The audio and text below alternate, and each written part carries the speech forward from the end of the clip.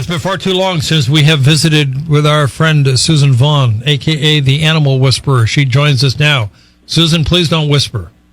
All right, I'll speak right up, Dave. How are you, Susan? I'm good, thank you. We're going to talk about dog food. Yes. Now, Sunshine Mills has been in the news the last few weeks. Right. They're issuing a voluntary recall of certain dog food products. That's right. Due to aflatoxin? Aflatoxin, a toxin that's produced by mold. All right, so what do we know? What's going on here, Susan? Well, the FDA has alerted pet owners about these particular brands. There's 18 brands. It's the U.S. Food and Drug Administration.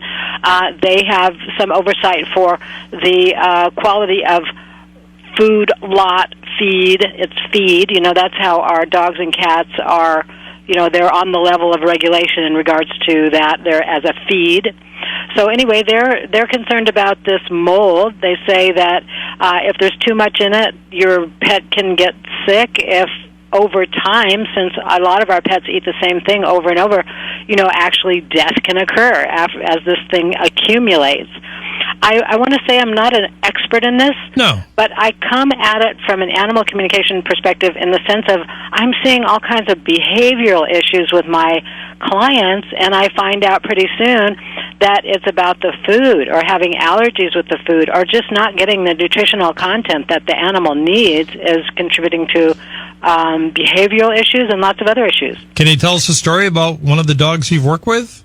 I sure can. Okay. I had a dog that came to me. Well, I can tell you a couple. One is kind of a little funny story. A person came to me and they said their dog is misbehaving. So I was like, well, what does that mean to you? What does it look like?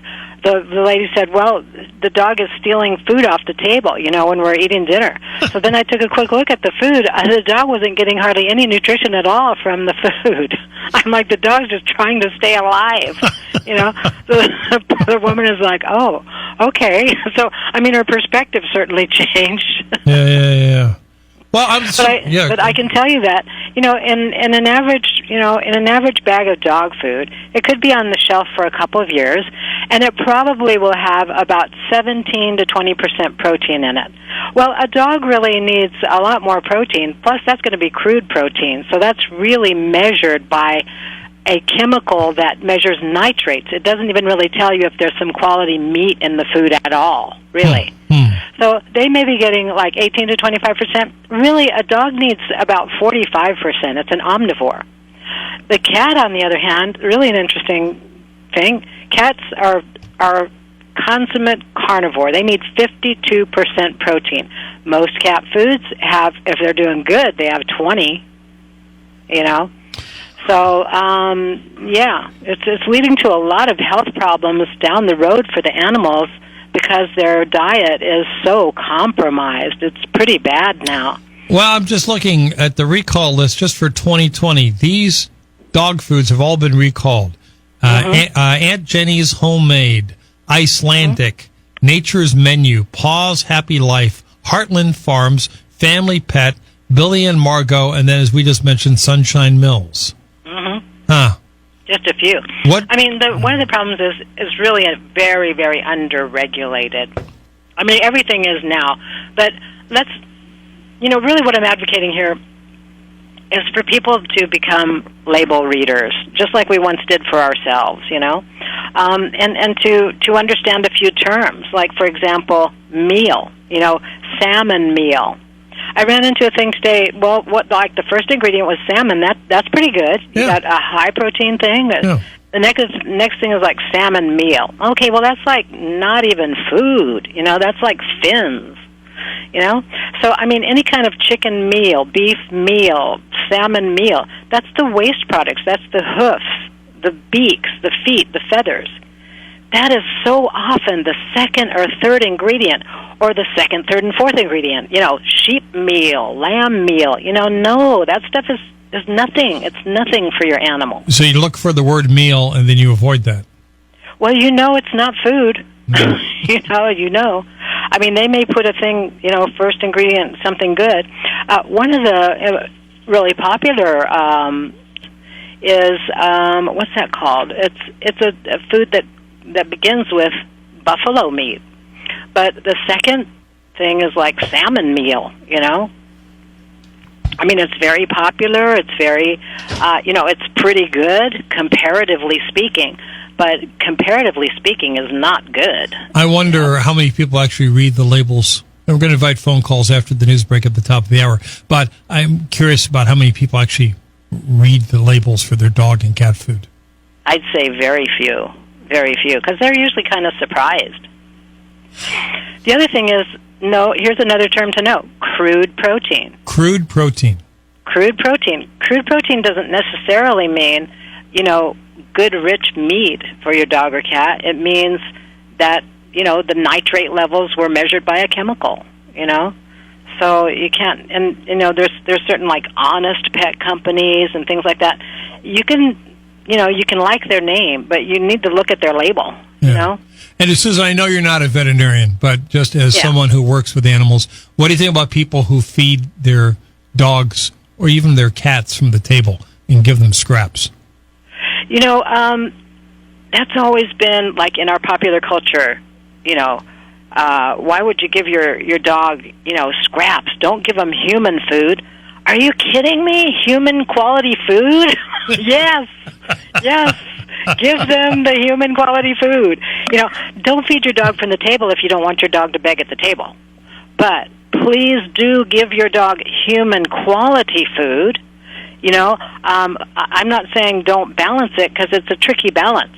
You want your dog to have a certain percentage of protein. They need like 10%, even like ground bone or that kind of thing.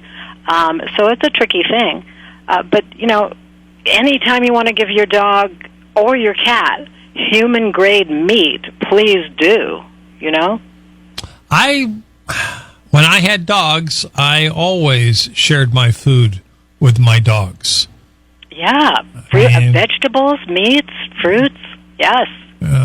Well, see, now I have a single cat, and I go to Costco and I get the big bag of Kirkland cat food, which is the Costco brand. Yeah. And I think it's fine. Is it the best cat food available? Probably not, but it's better than the average cat food. And Oliver eats. I have open feeding, and so he eats whenever he wants to eat. And if I end up something with chicken, I always give him some of my chicken. But otherwise, he gets the Kirkland food. When I had dogs, I went to Limos, and I was spending $65 a bag on dog food, but I thought it was money well spent because it was keeping my dogs healthy. And and that's, I guess, part of the argument, Susan, is that you want to spend money on better food for dogs and cats because it saves you in the long run, because it keeps them healthier and away from the vet. That's right. It will save you money, that's for sure. It really will save you. I mean, it's amazing how many clients I have that are giving their cat a daily dose of insulin. I don't know exactly how much that costs, but it can't be cheap. And it's the reason for it is this same imbalance of proteins. The crunchy, dry cat food is known in studies to produce, in some cats, bladder stones, gallstones, kidney stones, and one of the reasons is because in the natural diet of a cat, it gets its moisture straight from the prey, and so the popular wisdom is that it won't get enough moisture. Partly the reason in a dry cat food, that it has to have the moisture right in the food. It won't drink enough water. That's one thing. So it's just that's almost kind of like proven. So you're suggesting that I shouldn't be having dry cat food? It doesn't happen to every cat, but I wouldn't give my cat that, just because I know that the stats are very high on kidney stones for cats with that. Well, Oliver is about he's about 12 years old right now, I'd say, and he seems to be in good health, other than he's a little pudgy. But who among us is not? Yeah. I mean, they reflect us, don't they? Yeah. They reflect us a little bit. But I understand that. He would, if you give him more protein, just like us, more protein, less carbohydrate, he'll slim down. I mean, not that that's your goal, but it will happen. It happens very naturally to the changes that my clients make. It's just like us. Less carbs, more protein, we slim down too. And the dry food is high carbohydrate. It just is. I have some research on carbs and cats, and we can talk about that if you'd like. Sure. When we get back for the news break, Suzan Vaughn, the Animal Whisperer, back on Hometown Radio. What are you feeding your cat? What are you feeding your dog? But we continue our conversation with Suzan Vaughn. Her website is animalwhisperer.net. Go and find out more about Susan and her work with animals. We're talking about pet food, dog food, cat food. I'm curious, what are you feeding your animals these days? We welcome your phone calls. Joan is in San Luis on KVEC. Hi, Joan. Oh, hi. Hi. Hi, Dave. Hi, Susan. Hi, Joan. I have a cat that's probably almost 8 years old, and I feed him either blue or blue wilderness, which comes in a beautiful blue bag, and his wet food is frisky salmon and sauce, which he seems to like, plus water. Is that a good menu for my cat? Well, I would be a label reader on that. You know, I can't hear you. I'm sorry. I'll hang up so I can hear it on the radio. All right, Joan, thank you. Try that again, Susan. She couldn't hear you. Okay, very good. So I would be looking up the label on that if you were a client of mine. My history with Friskies is that it's very, very low in protein, maybe 17%, keeping in mind that your cat needs 52%. Any dry food that I've found, the best I've ever found for a cat was around 25-30%. Again, 52% for a cat. So, I'd have to read the label on that. Let's hear from Holly on KVEC. Hi, Holly. Hello, Dave. Thanks for taking my call. Thanks for calling, Holly. Yes, hello, Susan. Hi there. I had 2 dogs. I now have one. I feed them the Tuscan Natural from Limos. And yeah, that's what I was using when I had dogs. Yeah. Is it okay if I ask about the dog that's departed? Well, if it's related to diet, it'd be okay. Oh, okay. We're kind of focusing on diet at the moment and this recall. I see. Okay. Yes. No. I love the Tuscan Natural, and it seems to be a healthy choice. I agree. That's what I used when I had dogs, and they loved it, and they were living good, long, healthy lives. That's a real measure of a good food right there. There we go. Holly, thank you. We're just kind of curious, what do you feed your dog? What do you feed your cat? And the other question is, do you ever feed your dog from the table? Rick is in Napomo on KVEC. Hi, Rick. Hey, how's it going? We're good. I have 2 questions. Okay. One about feeding animals from the table. I understand that it's fun to do, but don't you have to be really careful with, high salt, spices, sugar, things like that? Or absolutely, does that not really matter? Absolutely, yeah. The more pure the food is going to the dog, the better it is. The better it is for you as a human, the better it's going to be for your dog. Yeah. So, you don't want to give a bunch of salt and stuff to your dog, that's for sure. Yeah, okay. Because when we run out of food, we'll, boil some chicken and cook up some rice and, something like that. But, maybe some green beans or something. But and then the other thing, I've been hearing conflicting reports as to whether or not grain-free or not grain-free. Green-free. A lot of the studies talk about teeth, the teeth of animals. The teeth of animals that chew up and down, or they just mash together, whatever. Cats and dogs don't have the teeth for a grain-oriented diet, and they don't have a whole lot of use for it. Like a high-quality oat or something that gets into the dog food isn't a bad thing, though. Cats need 12% carbohydrates. An interesting thing about cats choosing from a room full of different food, they let the cats choose what they would have. The cats chose from the different bowls 52% protein, 36% fat, and 12% carbohydrate, which, by the way, is about the same makeup of a mouse. Really? Okay. So grain-free, we've always given grain-free dog food. It's okay to have some grain, or is it certain types of grain? Well, a cat is a total carnivore, so not really a grain animal. A little bit of dog. A little bit for the dog. The dog needs about 30 to 38% protein, about 50% fat by energy, it says, and about 3 to 7% carbohydrate. So the dog in that carbohydrate mix, there would be a great carbohydrate like peas. Peas have high protein. Okay. Or some other vegetable whose name you can pronounce and read, that has some grain in it. Like I was saying, a high-quality whole oat for a dog, it's great stuff. It's just a 7% thing. You don't want to give a dog 50% of that. But for a dog, I stay think away it's from like a corn dog is fillers. an omnivore. Again, it works best one at a time. Susan, you're going to say? I'm sorry. A dog is an omnivore, so that's a little different than a carnivore. Anything else from you, Rick? So stay away from like foods with cornmeal or corn fillers, things like that. Yeah, the Any kind operative of word is thing with- meal. Yeah. Anything that Okay. says meal, no. All right, Rick, thanks for the call. Suzan Vaughn on this broadcast. Her website is animalwhisperer.net. We're talking about this recent recall of Sunshine Mills dog food, prompting a discussion of what we're feeding our dogs and cats these days. We're just curious. And we're also, the big question, do you ever feed your dog scraps off the table? David's in Shell Beach on KVEC. Hi, David. Well, hello, Dave and Susan. Hey, David. I would like to make a reference to a really, really good book.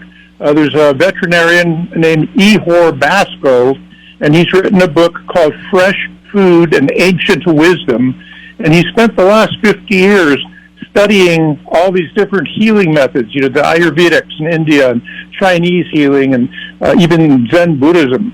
And he's applied those principles to pet feeding.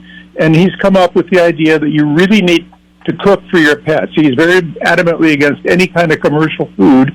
And his book contains not only the theory behind his ideas, but it also contains all kinds of recipes, including recipes for lazy people. Susan, I think that'd be ideal to cook for your dog. Can you cook for your cat? I guess you could. Absolutely. Yeah, it's wonderfully a ideal second if you book have the on cats. percentages right. It's not good if you don't have it down to the percentages of each thing that your animal needs. David, you were going to say? I was going to say he has a second book on cats, cooking for cats, and he does very much. He's concerned with the proper proportion of the different ingredients. So he gives you very, very good recipes, including recipes that you can cook and then save it in the refrigerator, for up to a week. So it's not that much of a burden to do it. And he just swears that the animals are just far better in every way, and I believe him. Well, that makes sense just on a surface level, that if you were to cook for your dog or cat, it'd probably be better and healthier. Yep. Yeah, all right. He also said that when you cook for somebody, you're putting love into the food, and you don't get that in commercial food. I like that. All right. Thank you, David. We're just kind of curious. What are you feeding your dogs and cats? What do you give them? Eric is on KVEC. Hi, Eric. Hi, guys. Hi. So I do a mixture, and I've been using, I think it's called 4Health for years. But then I also have the butcher do a mix for me, and it's a lot to do with organ meats and whatnot, and it's about a 50-50 mixture they get. But I also have animals that are mostly working animals, so they do a lot of work throughout the day, and they need a little bit more protein to keep going. And a lot of them stay out in pastures all night, so they're working 24 hours a day. But I worked with my vet and my butcher, and we came up with what they thought was right. And it's been so many years, I couldn't tell you exact mixture of everything, but it's worked out pretty well for the last 5 years or so. Susan, what do you think of that idea?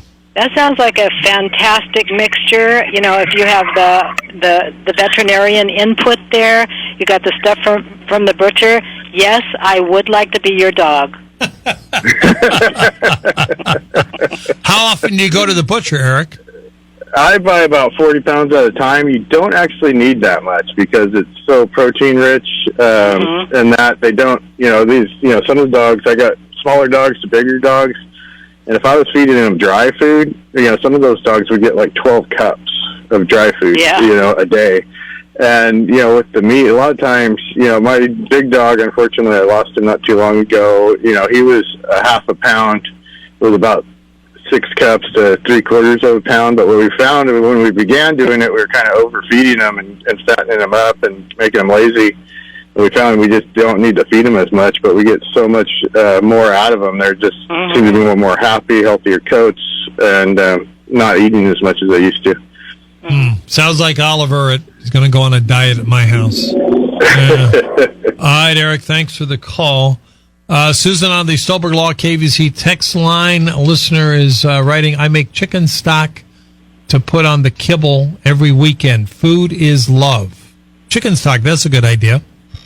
Chicken stock is good stuff. And, at the end of life, a lot of times that's one thing that animals can still ingest when they really can't eat anymore. They go for the stock.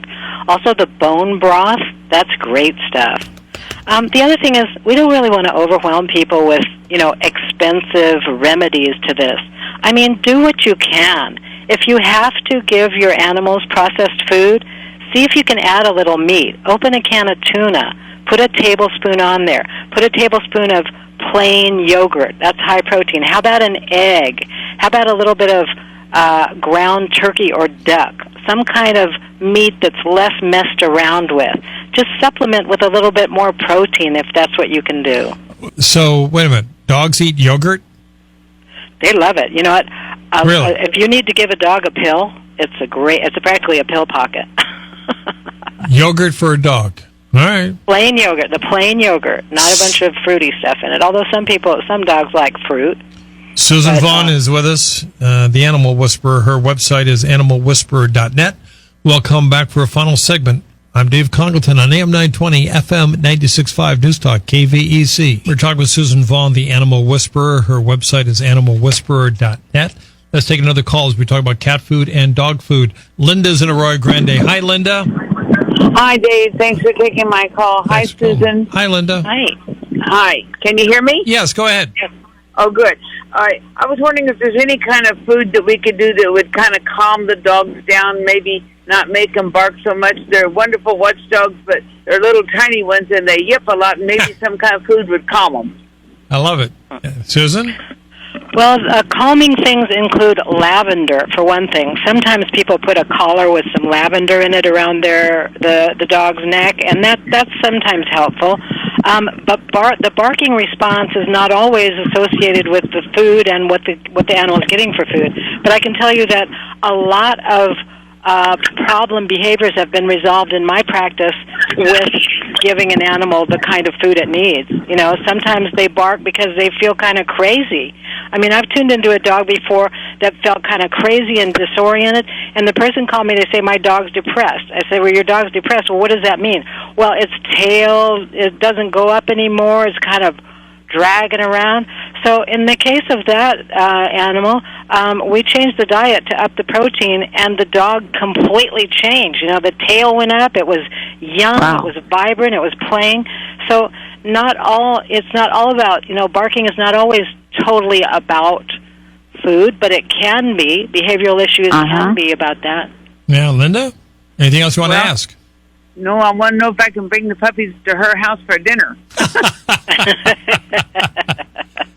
And I thank you. I'll try anything. God bless them. They're so cute, but that shrill bark every now and then, just when you least expect it, drives you up the wall. I like the idea of the lavender.